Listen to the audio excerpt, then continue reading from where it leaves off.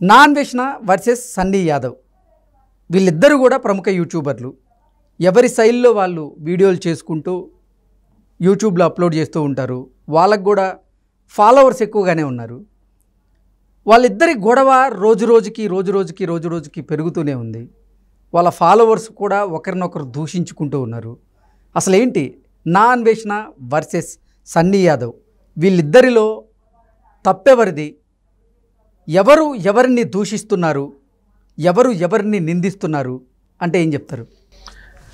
నిజంగా తప్పెవరిది అంటే ఈ చెండాలని చూసే మందని చెప్పుకోవచ్చు. ప్రామిస్. వై బికాస్ ఇక్కడ ఏం జరిగిందంటే ఇద్దరు యూట్యూబర్లు గొడవ పెట్టుకున్నారు. సింపుల్గా చెప్పాలి అంటే ఈ పెద్ద ఏదో ఈ మధ్య కాలంలో ఏంటంటే ప్రతి ఒక్కరు కూడా ఇంతకుముందు ఒక ప్రయోజకుడు అవ్వాలి అంటే ఒక మంచి ఉద్యోగం తెచ్చుకోవాలి, మంచిగా చదువుకోవాలి, మంచి ర్యాంక్ కొట్టాలి, మంచి ఎంసెట్ ర్యాంక్ వస్తే తర్వాత ఏదో చేయాలి, మంచి 10th ర్యాంక్ వస్తే మంచి కాలేజ్లో జాయిన్ అవ్వాలి, ఇట్లా ఉంటుంది. ఇప్పుడు అవి లేవు పటాపంచలు. ఎందుకంటే డిజిటల్ యుగం వచ్చిన తర్వాత ప్రతి ఒక్కడు పనికొచ్చేవాడు అయిపోయాడు. ఎలా? ఏదో ఒక పని చేసి, ఏదో ఒక పని అంటే కూడా ఏం చేస్తున్నారు, ఫోన్లలో రీల్స్ చేసుకోవడం, ఇంకేమైనా పిచ్చి పిచ్చి పాటలు పాడడం, కామెడీలు చేయడం, ఇంకేవో చేయడం అట్లా చెత్త చెదారం అంతా చేసుకుంటూ అప్లోడ్ చేయడం. ఈ దరిద్రాన్ని చూస్తూ ఎంటర్టైన్ అయ్యే ఇంకా కొంతమంది ఉంటారు.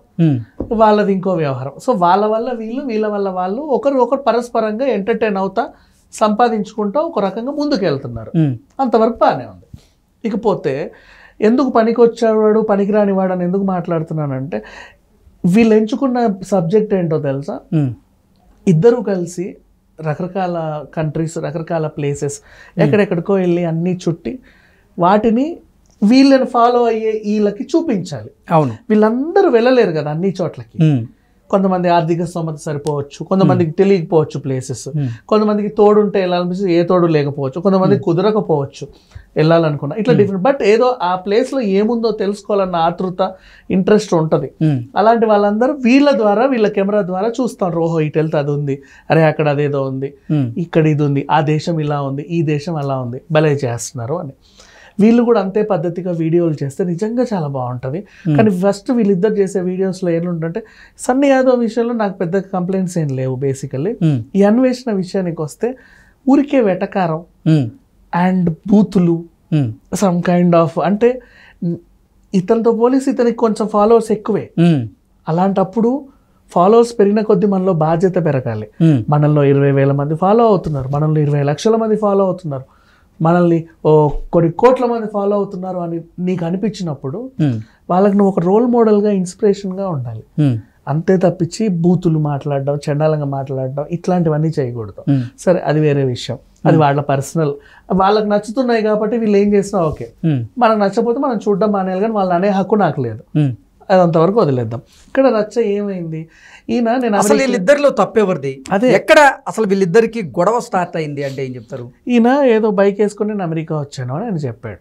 ఆయన బైక్ వేసుకొని ఎవడైనా ఓషన్లో అమెరికా వెళ్తాడో అట్లా ఏం లేదు, ఆయన అట్లా రాలేదు, ఇట్లా వచ్చాడని ఆయన మీద ఒక వీడియో చేసి వెటకారంగా పెట్టాడు. దానికి మించి ఆయన ఒక 2-3 మాటలు ఏమన్నాడంటే ఆయన బెట్టింగ్ యాప్లని ప్రమోట్ చేస్తాడు, వాడు అట్లాగాడు, వాడు ఇది, వాడు అది అని ఏదేదో కొంచెం వెటకారంగా అన్నాడు. ఇక్కడికి కట్ చేద్దాం. ఇద్దరు పనికిమాలిన వాళ్ళు కొట్లాడుకున్నారు అనుకో, మనకు సంబంధం లేదు. పోనీ వైన్ షాప్లో ఇద్దరు కొట్లాడుకున్నారు అనుకో, సంబంధం లేదు. పోనీ ఒక పెద్ద స్టార్ హీరోలు కూడా కొట్లాడుకున్నారు అనుకో, మనకు సంబంధం లేదు. ఇద్దరు క్రికెటర్లు కొట్లాడుకున్నారనుకో, మనకు సంబంధం లేదు. ఎందుకంటే వాళ్ళిద్దరు ఎందుకు కొట్లాడుకున్నారో వాళ్ళకే తెలియాలి. ఇక్కడ అసలు విషయానికి వస్తే వీళ్ళు సోషల్ మీడియాలో కొంచెం ఫాలోవర్స్ కలిగి ఉన్న వాళ్ళు కాబట్టి రచ్చ ఎక్కడ మొదలైందంటే ఈ అన్వేషణ ఆయన ఆంధ్రాకు చెందిన ఆయన, సన్నీ యాదవ్ ఆయన తెలంగాణకు చెందిన ఆయన. సో ఇప్పుడు ఇక్కడ ఈయన తెలంగాణ లాంగ్వేజ్ని వెటకారంగా చేసి మాట్లాడాడు అని తెలంగాణ వాళ్ళు, ఎరా మావోడి మీదకే వస్తారా మీరు, మీకెంత ధైర్యమని ఆంధ్ర వాళ్ళు. ఇక్కడ ఆంధ్ర వర్సెస్ తెలంగాణ కొట్లాడుకుంటున్నాయి. అందుకన్నా ఇందులో తప్పేవరిది అంటే చూసే మంది. మనది వాడెవడో వీడెవడో కొట్లాడుకుంటుంటే అది వాళ్ళకి వదిలేయకుండా ప్రతిదీ తెచ్చి మనం పూసుకొని, అంటే ఆ వీడియోలు చూసిన తర్వాత వాళ్ళ ఫాలోవర్స్ కూడా ఒకరినొకరు దూషించుకోవడం, ఒకరినొకరు నిందించుకోవడం, బూతులు, జుగుప్సాకరమైన మాటలు, వినకూడని మాట్లాడుకోని మాటలు, వీళ్ళతో పాటు వాళ్ళ ఇంట్లో వాళ్ళని, అమ్మ వాళ్ళని, చెల్లి వాళ్ళని, పిచ్చి పిచ్చి వాళ్ళని తిడుతున్నారు. పిచ్చి పిచ్చిగా తిడుతున్నారు అంటే ఎలా అంటే వాళ్ళకి మనసు ఒప్పుతుంది అలా. ఇప్పుడు ఎందుకు అన్నాను ఈ అన్వేషణ ఆయన రెస్పాన్సిబిలిటీగా ఉండాలి అంటే నువ్వు బూతులు మాట్లాడి వీడియోలు చేస్తున్నావు కాబట్టి నీ ఫాలోవర్స్ కూడా బూతులే నేర్చుకుంటున్నారు. ఓకేనా? సమస్య వచ్చినప్పుడు కూడా వాళ్ళు బూతులతోనే సమాధానం చెప్తున్నారు. ఓకే, ఆ బూతుల్లానే ఉంటున్నాయి. అదే నువ్వు రెస్పాన్సిబుల్గా మొన్న అంటే సన్నీ యాదవ్ కూడా ఇప్పుడు అన్వేష్ గారిని తిడుతూ ఒక వీడియో చేశారు, దాంట్లో కూడా బీపులు ఉన్నట్టున్నాయి. ఉన్నాయి, అదే చెప్తున్నా. ఇప్పుడు ఆయన కూడా బూతులే మాట్లాడుతున్నాడు. ఫస్ట్ ఈయన గెలికాడు కదా, ఆయన ఇష్టం, ఆయన బైక్ మీద పోతాడో ఈదుకుంటూ పోతాడో, ఎగ్జాక్ట్లీ పోతాడో పోడో ఆయన వీడియోలో ఆయనకు అవసరం. ఆయన ఏమైనా అనే హక్కు ఉంటే ఆయనను ఫాలో అయ్యే వాళ్ళు అనాలి, ఎరా నేను నిన్ను ఫాలో అవుతుంటే నువ్వు ఇట్లా పెట్టి నన్ను ఇట్లా అంటావా అని. అంటే సన్నీ యాదవ్ గారు చేసినటువంటి కొన్ని వీడియోల వల్ల అన్వేష్ గారికి ఫాలోవర్స్ తగ్గుతున్నారని, వాళ్ళిద్దరిలో కంపేర్ చేస్తే వ్యూవర్షిప్ కూడా ఈ మధ్య కాలంలో సన్నీ యాదవ్కే పెరుగుతుందని అన్వేష్ భావించాడని, అమ్మో ఎట్టి పరిస్థితుల్లో నా వ్యూవర్షిప్ని నేను కాపాడుకోవాలి అనే ఉద్దేశంతోనే అన్వేష్ సన్నీని టార్గెట్ చేశారు అంటూ కూడా ఒక వార్త ఇప్పుడు సోషల్ మీడియా వేదికగా చక్కర్లు కొడుతూ ఉంది. అసలు ఏంటి, ఎవరిది కరెక్టు? అంటే ఇక్కడ ఏమైందంటే కొంచెం మనం విదేశాలకు వెళ్ళి వీడియోలు పెట్టినా చాలామంది డౌన్ టు ఎర్త్ చేస్తారు. మనం ఎన్ని ట్రావెల్ చేస్తున్నామన్నా కొంతమందికి పొగరు ఇట్లాంటివి రావు. చాలా మందిని చూశాను నేను.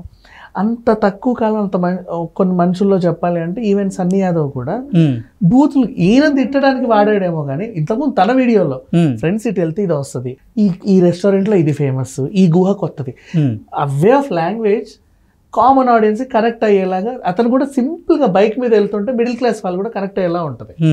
ఈ అన్వేష్ చేసి ఆయన ఎలా ఉంటుంది అంటే ఆయన రిచ్ కంట్రీస్కి వెళ్ళినా అప్పుడప్పుడు నేనంటే బాగా డబ్బులు ఉన్నాయి కాబట్టి ఖర్చు పెడుతున్నా అనేలాగా చెప్పేస్తా ఉంటాడు.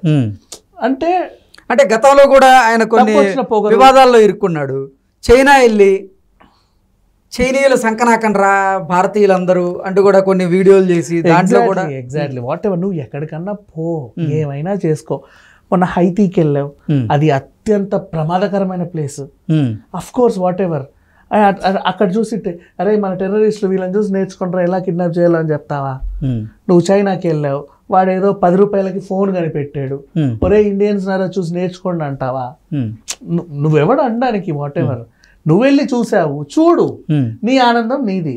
మాకు చూపించాలనుకున్నావు, చూపించు. చూస్తే అరే ఇక్కడికి వెళ్తే అది ఉందా, అక్కడ ఫుడ్ ఉంది, అక్కడ ఇది ఉంది. మొన్న కూడా పాపం ఒక టొరంటోకి వెళ్ళాడు, ఇక్కడ సంథింగ్ మొరాకోకి వెళ్ళాడు, భూకంపం వచ్చింది, చూపించాడు. నిజంగా భూకంపం వచ్చి అందరు పరిగెడుతున్నారు, ఆ టైంలో నిజంగా భూకంపం వచ్చింది. Something like that. అట్లాంటివి రేర్ సిచ్యువేషన్స్ ఎవరు చూడరు, ఎవరికి తెలియదు. నువ్వు అది కూడా రికార్డ్ చేసి చూపించావు, నీ మీద సింపతి పెడుతుంది అన్నా. నువ్వు వీడియోలు చేయించడానికి అట్లాంటి ప్రమాదకమైన ప్లేసెస్కి పోకు, ఏదైనా పర్లేదు మాకు ఇంకేమైనా మంచిగా చూపించు అనేవాళ్ళు ఉంటారు, జాలి పడతారు, సంతోషపడతారు, సంబరపడతారు. బట్ వీళ్ళు చేసే పనులు ఎలా ఉంటాయి ఇదే. And he explained about P ఎలా ఉంటుంది అనేది ఎక్స్ప్లెయిన్ చేశాడు ఒక వీడియోలో. అంటే ఇట్లాంటి చండాలమైనది జుగుప్సకరమైన వీడియోలు చేస్తూ ఉంటారు. ఆ అబ్బాయి ఏదో బైక్ మీద ఎక్కడికో పోతున్నాడు, అదైనా పర్సనల్ వీడియోలు తీసి చూపిస్తున్నారంటే ఇప్పుడు వీళ్ళిద్దరు కొట్లాడుకుంది కూడా ఒక పనికిమాలిన అంశమే. ఒకరొకరిని తిట్టుకున్నారు. ఇక్కడ మనం ఎందుకు మాట్లాడుకోవాల్సి వస్తుంది, ఇంత పనికిమాలిన టాపిక్ మేమెందుకు చెప్తున్నారు అని మనల్ని అంటారేమో. కానీ ప్రాబ్లం ఏంటంటే వీళ్ళ ఫాలోవర్స్ ఎవరైతే ఉన్నారో ఆంధ్ర తెలంగాణకి కొట్లాడుకు వస్తున్నారు. అంటే వీళ్ళ ఫాలోవర్స్ ప్రభావం కూడా సోషల్ మీడియా మీద పడే అవకాశం ఉంది కాబట్టి మనం టాపిక్ చేయాలి. ఎగ్జాక్ట్లీ. వై బికాస్ ఒరే పోరా తెలంగాణ కుక్క అని వీడు అంటున్నాడు, ఒరే ఆంధ్ర నాకు అడుకోవడానికి ఆంధ్ర గాడిదలారు, ఆంధ్ర కుక్కలారు అని వాడు అంటున్నాడు. ఇక్కడ నువ్వు వాడిని తిట్టు, వాడు నిన్ను తిడతాడు. రాష్ట్రాలు ఎందుకు వచ్చినాయి, ఎందుకు వచ్చాయి మధ్యలో, దానికి మనం మాట్లాడుతున్నాం అంతే. మీరు తిట్టుకు చావండి, ఎందుకంటే మీ స్థాయి ఏంటో మీ మాటలు చెప్తాయి. రైట్, అవును, మీరు ఆ స్థాయిలో ఉండండి, అది మీ విఘ్నతకు వదిలేయాలి. కానీ మధ్యలో ఇవన్నీ ఎందుకు వస్తాయి? దానికి సంబంధించి ఎవడెవడో రక్తాలు ఉరకడం, వాళ్ళు కొట్లాడుకో. అంటే కుల చిచ్చు మత చిచ్చు ఎప్పుడో చదివాం, ఒరే మా కులపోడే గొప్పోడు అని. ఇప్పుడు ఇక్కడ చూస్తున్నాం మళ్ళీ అంతకాలం తర్వాత. అంటే ఇప్పుడు మళ్ళీ వీళ్ళ దగ్గరికి వస్తే మొన్న ఒరే ఇండియన్స్ నేర్చుకోండిరా చైనా వాళ్ళని చూసాను నువ్వు అన్నావు, ఇన్ని ప్రాంతాలు నువ్వు తిరుగుతున్నావు, ఇంత తిరిగి లోకమంతా తిరిగి ఏం నేర్చుకున్నావు? లోక జ్ఞానం కావాలంటే లోకమంతా తిరగాల్సిన అవసరం లా, ఇంగితం ఉంటే చాలు. లోక జ్ఞానం వస్తుంది. సో ఇక్కడ విషయం ఏంటంటే వీళ్ళు దేశమంతా తిరిగి ప్రపంచమంతా తిరిగి నేర్చుకున్నది ఏమీ లేదు, ఇంకా బాగుపడలా, అలాగే ఉన్నారు.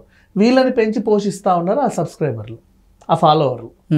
దాంతో వీళ్ళు ఇంకా అలాగే ఉన్నారు.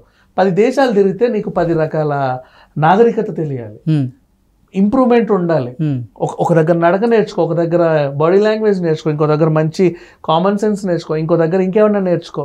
అన్నీ వదిలేసి మన దేశం పరువు తీయడానికి వీళ్ళు ప్రపంచం అంతా తిరుగుతున్నారు. అది జరిగింది. ఓకే విజ్ఞాన్ గారు, thank you so much. Thank you so much.